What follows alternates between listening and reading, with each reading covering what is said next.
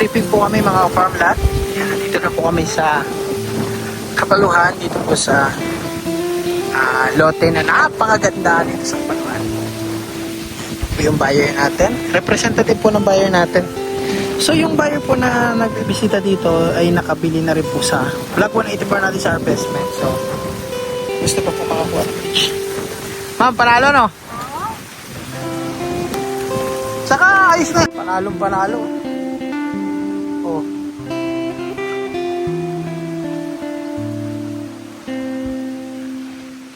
Yung mga kaparmlat, ay nandito po kami ngayon sa Kapaluhan. Tripping po kami. So nag-commute lang po yung buyer and ayan, dito na lang po sila nagsakay. Para makarating po dito sa Kapaluhan. So pupuntahan po namin yung beach. Ayan, napakaganda po ng beach na yan. Tripping po kami mga farm lot.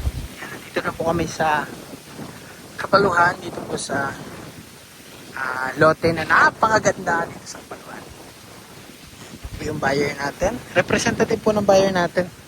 So yung buyer po na nagbibisita dito ay nakabili na rin po sa Block 184 natin sa investment. So gusto pa po makakuha ng pitch. Ma'am, panalo no? Saka ayos na. Panalong-panalo. Oh.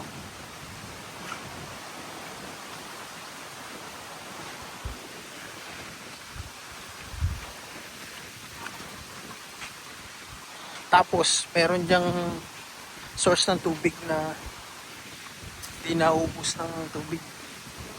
Ano, napaka-presko dito sa tabing yan, oh. May mga puno-puno.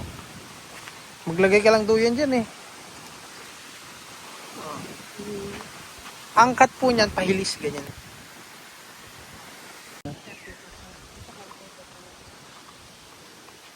So yan ay pag matuloy lahat, maubos to, makakakuha ng 4 na buyer. Susukatin na po yan. Pag sukat po niyan,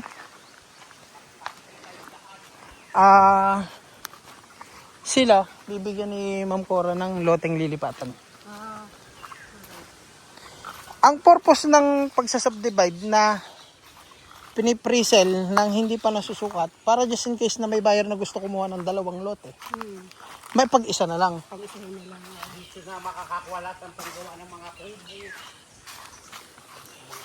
Yan, may mga dalandan po dito, langka. Daragita. Daragita ito. Oh. Kasi tuturo ko po yung magiging daan dito. Hanggang doon pa po yan. Kabila mo na. Yan. Ang lalaki ng kahoy dito kaya kung mag-aano ka ng materyales, ayan na oh. Problema ko sa materyales. Tawag sila lang.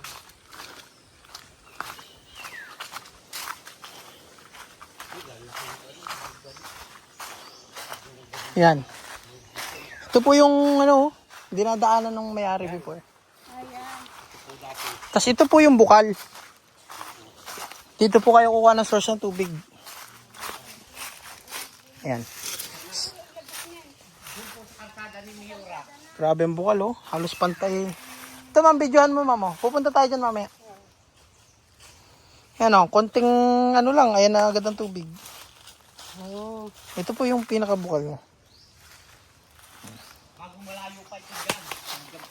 Tapos ito po, papaganon pa yan. Haba pa ito. Yan ang nga nilihinig kong inan. Papaganyan pa yan, mahaba pa yan. Oh. Mga siguro po 50 to 100 meters pa siguro. Mahaba yan. Ito, lalaking mahogani nito.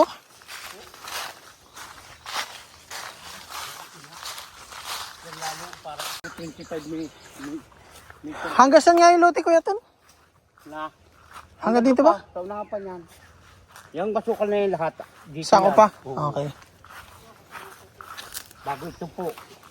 Nandito ang muhon. Bago hanggang doon pa, malayo. Baka mga to. Sako pa itong manggama mo. Sako pa ito. Ito naman ay kalsada ay. Yung Miura.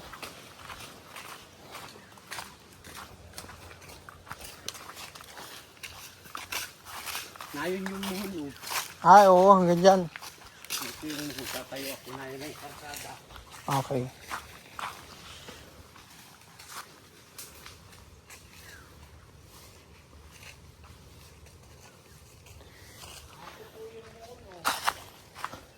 So, yan yung magiging boundary. Ayan yung buhon. Oo, nung property papaganto. So, mula dito, yung magiging right of way na, mula dito, papunta dito sa main road. Malapit lang po yan. Tsaka sa linya ng kuryente, ayun naman poste oh.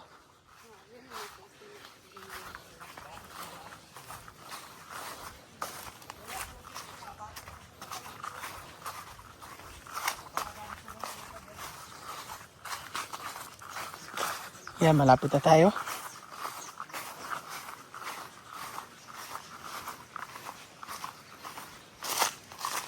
Ayan. Ito na yung main road palabas. Ito naman yung papuntang resort ni Mayor. Ayan.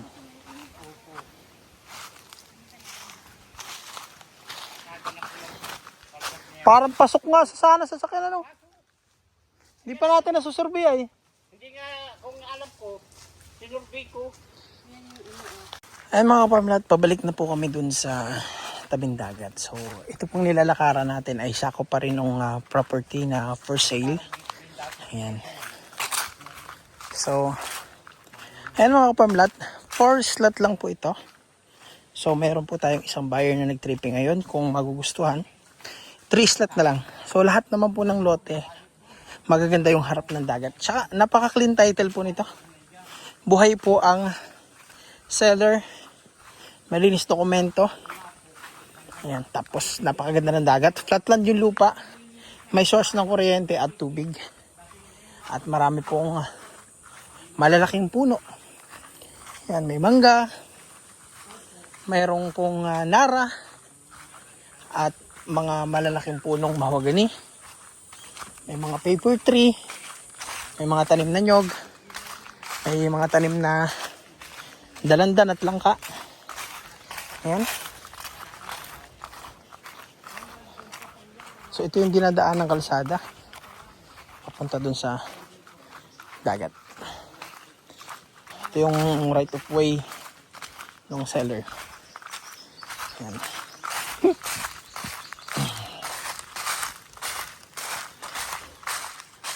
Ayan mga farmlet.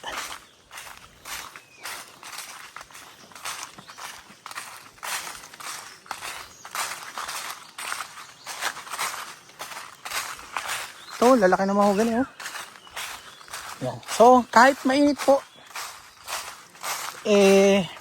kahit alas 12 tapat, presko po sa property.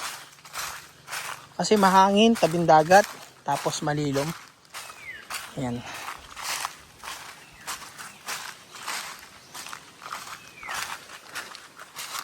Ayan siya.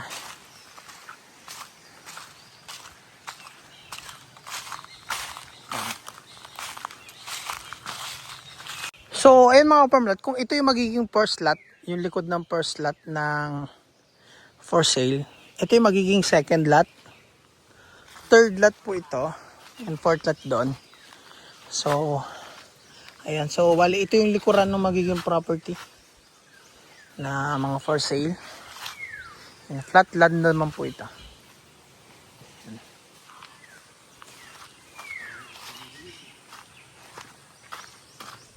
Ayan, may mga punong mangga po. Ayan. Mga mangga. Ayan, makikita nyo po may bakas ng sasakyan. Parang may pumasok na sasakyan, oh. Ay baka yung ano ni ano. Ay baka nga nung bago ano. May kakadaan lang po sasakyan, oh. Oh. Hindi pa yun natatagalan. Oo nga, bago baka nung pakaulan. Dito nga ang daan ay pinakakanay ko. Yan. May kuweba nga daw dati dyan. So dito sa port title, may mini fish pond dyan. Meron din yan. Ito ma'am yung magiging likod ng magandang harap doon na may iri-isla. Ay, ito hindi ko. Oo, may maliit na fish pond. Ayan, makikita nyo pa. Anong ganda niyan. Naka, Pinatabang katang yung may-ari. maganda to kung ano. Bago sila pumarito, nagpapahulog na kung tataba. Yan. Pagdating nila, inuulam na lang. Papahuli, ulam. May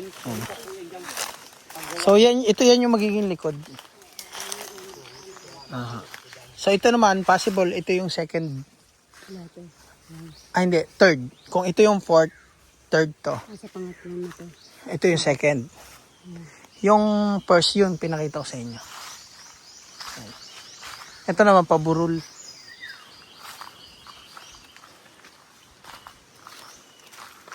So, ito na yung likod na halos ng ano, first lot.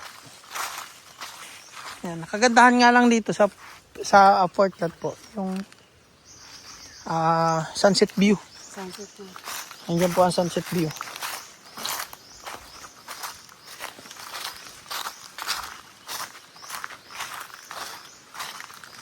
Yan. Kasi dito po lumulubog ang araw. So dito naman, matatanaw mo niyan, dyan po, ay di yung pag ultaw ng araw, pag nandiyan ka sa kabila.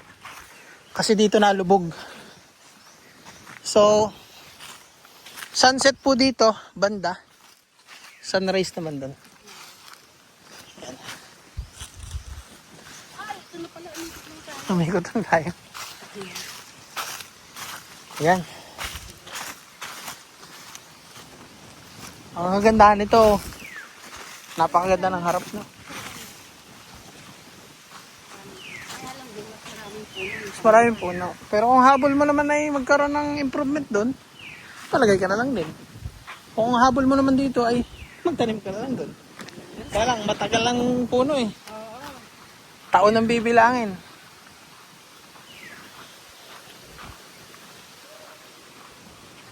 Yan. Ito yung lumang bahay dito.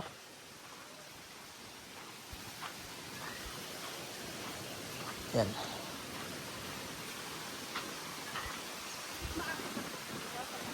Pa? Hindi. Hindi po yan. Maaaring alon, umano, pero yung mahirap pupunuin ng dagat. Kaya mas binabaha po ang malapit sa ilog kaysa sa dagat kasi napakahirap punuin ng dagat para umapaw yan. Pero yung ilog napupuno yan. Kaya mas bahain ang ilog kaysa sa tabing dagat. Tapos sa buhangin naman makikita nyo kung gaano maganda.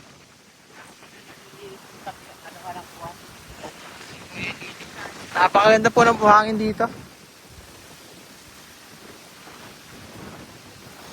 Ayan. Ang linaw po ng tubig.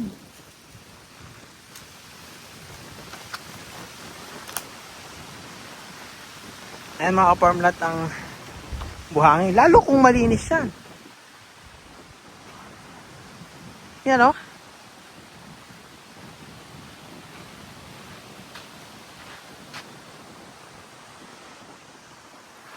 Napakaganda ng view.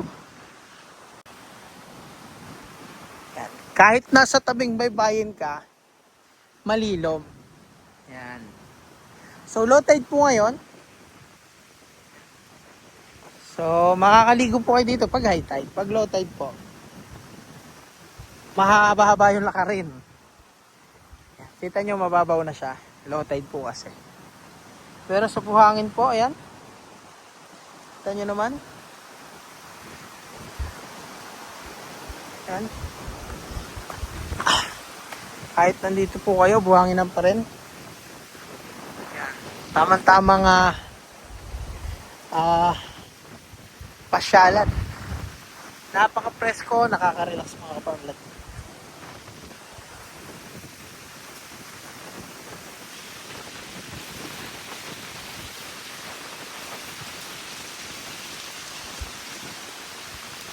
Ayan. Ganda.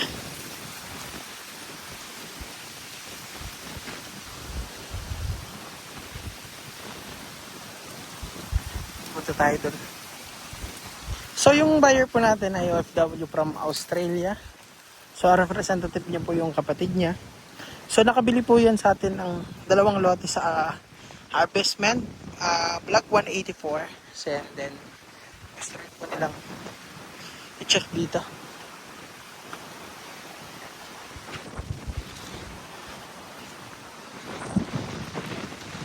Yan.